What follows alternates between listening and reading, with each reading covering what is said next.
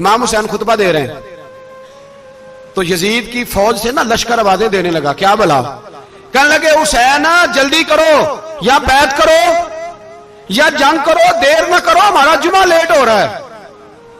बल्ले हो नमाजियो, हमारा जुमा लेट हो रहा है। जुमा हुसैन को शहीद करेंगे, गर्दन काटेंगे, फिर जुमा पढ़ेंगे, नमाज पढ़ेंगे और नमाज में कहेंगे अल्लाहुम्मा सल्ली अला मुहम्मदिन व अला। ये नमाजी हैं। अहले बैत की गर्दन पे छुरी चलाएंगे, फिर नमाज पढ़ेंगे और कहेंगे अल्लाहुम्मा सल्ली अला मुहम्मदिन व अला। बल्ले हो नमाजियो। लामा हज़ारवी कहा करते थे बल्ले हो नमाजियो। कैसे नमाजी हो कि अहले बैत की गर्दन पे छुरी और साथ ही अल्लाहुम्मा सल्ली अला मुहम्मदिन व अला। ये कैसे नमाजी हो? ये आज पूरी दुनिया का हुक्मरान इल्ला माशाअल्लाह इसी तरह का नमाजी है। वो कहता मेरी फोटो देखी नहीं, मैंने ईद पढ़ी है मस्जिद में, देखा नहीं फोटो लगी हुई थी, मैंने भी ईद पढ़ी है, जुमा पढ़ा नहीं मैंने। मेरा भी अब्बा फौत हो जाए तो जनाजा पढ़ता हूं, मौलवी मुझे मुसलमान क्यों नहीं मानता? मैंने कहा यजीद को क्यों नहीं इमाम हुसैन ने मुसलमान माना? वो तो दमिश्क की जामे मस्जिद का खतीब था। इमाम हुसैन ने सबक दिया है, सबक कि जानी शराबी को हुक्मरान बनाया जा सकता। पर मैं क्या करूं, कलेजा फटता है, रूह कांपती है, दिल तड़पता है। मुझे ऐसे लगता है कि जब मेरी मिल्लत का जवान अपने मोबाइल पे मुजरा देखता है ना, गंदा मुजरा, तो मुझे लगता है 6 महीने का हजरत अली असगर का मजार कांपने लगता है कि या अल्लाह जिस काम के खिलाफ मैंने 6 महीने की जान कुर्बान की, मेरे मानने वाले वो काम कर रहे हैं, मेरे मानने वाले। और जब मेहंदी की रस्म पे शराब की बोतलें चलती हैं और हाजी साहब कहते हैं मुझे नहीं पता मुंडे कुंडे क्या कर रहे थे, तो मुझे लगता है हजरत अब्बास के कटे हुए बाजुओं में फिर से दर्द शुरू हो जाता है। और वो कहते हैं मैंने जिस काम के खिलाफ बाजू कटवा दिए, मेरे मानने वाले वो काम कर रहे हैं। और जब बदकारों बेहयाओं के नारे लगाती है कौम, तो फिर जंगल से सदा आती है इमाम हुसैन की। फिर हुसैन कहते हैं कि नहीं, अभी करबला खत्म तो नहीं हुई, हुसैन अभी करबला में, हुसैन अभी भी जब और ये मैं सबकी बात कर रहा हूं, पाकिस्तानियों की नहीं, सिर्फ सारे हुक्मरान, बहुत सारे जो इस्लाम का दावा करते हैं, वो जब जहाज से उतर के दूसरे मुल्क में जाते हैं तो जुब्बे के नीचे से पैंटें निकाल लेते हैं। उन्होंने भी मजहब को रंगदार बना लिया है, कभी रंग और होता है कभी और होता है। खुदारा इमाम हुसैन को तड़पाओ ना, खुदारा शराबियों को वोट देके, जालिमों को वोट देके, और ये सारे ही ऐसे, मैं किसी एक की बस, सारे ही ऐसे। यजीद ने भी कुत्ता रखा हुआ था, उसके भी साथ सोया करता था, आपके भी कई सियासतदानों ने पाले हुए। ये सारे तमाशे करने वाले, जानवरों की लड़ाई देखना भी हराम और कराना भी, ये सारे एक ही रास्ते में, ये सारे इय्या का नाबुदु व इय्या का नस्ताईन, कोई एक आयत पढ़ लेता है, उसके बाद ढोल बजाने, औरतों के नाच कराने शुरू कर देता है। ये इय्या का नाबुदु व इय्या का नस्ताईन का तर्जुमा है, तमाशा बनाया हुआ है। और वो जिनका बड़ा दावा है कि हमने बड़ी मस्जिदें बनाई हैं, इतनी रुसवाई के बाद भी उन्हें शर्म नहीं आई कि कितने रुसवा हो गए। अभी ख्याल करें, हमारे मुल्क में तो ऐसे टाउन बने हुए हैं जिन्होंने सबसे बड़ी मस्जिद भी लाहौर में बना दी, और कुछ दिनों के बाद उन्होंने कहा जश्न बारह भी बनाओ, पतंगबाजी भी करो, सारे काम ही करो, राजी रहे रहमान भी, खुश रहे शैतान भी।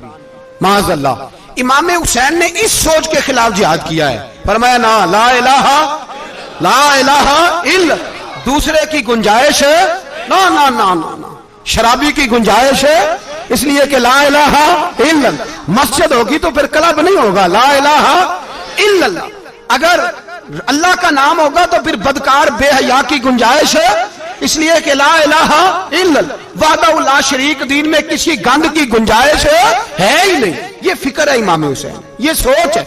हमारा हुक्मरान कहता है मौलवी साहब नमाज पढ़ने से किसने रोका है, सारा दिन पढ़ो। हम भी मस्जिद बना के देते हैं, हमारी तरफ से 5 किले जमीन में बनाओ, हमें ना छेड़ो, शराब कबाब बंद ना कराओ।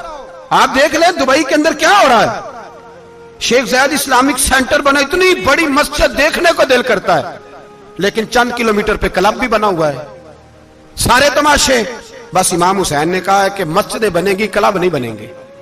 यजीद कहता था मस्जिद भी बनाओ और शराब खाना भी बनाओ, इमाम हुसैन ने फरमाया ना, शराब खाना नहीं बनने दूंगा। उसने कहा ठीक है, नमाज के वक्त नमाज और सुबह ये, फरमाया ना ला इलाहा इल्लल्लाह। और किस तरह का इमाम हुसैन ने? आपने फरमाया खुद ही का सिर्र ने, हाँ इकबाल तर्जुमा करते हैं, खुद ही का सिर्र ने, हाँ ला इलाहा इल्लल्लाह, खुद ही का तेग फिसा ला इलाहा इल्लल्लाह। अगरचे बुत हैं जमात की आस्तीनों में, पर मुझे है हुक्म अज़ा ला इलाहा इल्लल्लाह। और बहार हो के खिजा ला इलाहा इल्लल्लाह। और फिर बोल पड़े इकबाल और कहने लगे अगर ये दौर अपने इब्राहिम की तलाश में है, ये दौर अपने इब्राहिम की तलाश में, क्योंकि सनम कदा है जहां ला इलाहा इल्लल्लाह। और उसका तर्जुमा उन्होंने कहा था ना, ये दौर अपने इब्राहिम की। हमारे शहर के बुजुर्ग थे शेख अब्दुल सबूर बेग मंशूर हज़ारवी अलैहि रहमा, उन्होंने तर्जुमा किया। वो कहने लगे उस शाह मशरिकैन की, उस नूर ऐन की। मुझे हज़रत साहब का यह शेर बड़ा ही पसंद है, बड़ा ही पसंद है मुझे उनका यह मिसरा, बड़ा ही पसंद है। और मैं उनकी कब्र पे जब उनके इंतकाल के बाद आगे बढ़ा फातिहा के लिए, तो फिर भी मेरे कानों में उनका यह फिक्रा गूंज रहा था। वो कहा करते थे उस शाह मशरिकैन की, उस नूर ऐन की, मतलूब है जहां को क़यादत हुसैन की। हर सू यजीदियों का जमाने में जोर है, हर सू यजीदियों का। देखो बुजुर्ग क्या कहते हैं, हर सू यजीदियों का। एक यजीद था ना, हर सू यजीदियों का, उस शाह मशरिकैन की, उस नूर ऐन की, मतलूब है जहां को क़यादत हुसैन की। हर सू यजीदियों का जमाने में जोर है, मंशूर आज फिर है जरूरत हुसैन की। मेरे भाई इमाम हुसैन, अब पता क्या किया करें, एक मारूफ नारा है, इमाम हुसैन तो जिंदाबाद है और इंशाअल्लाह वो पहले भी जिंदाबाद थे, कयामत तक की जिंदाबाद है।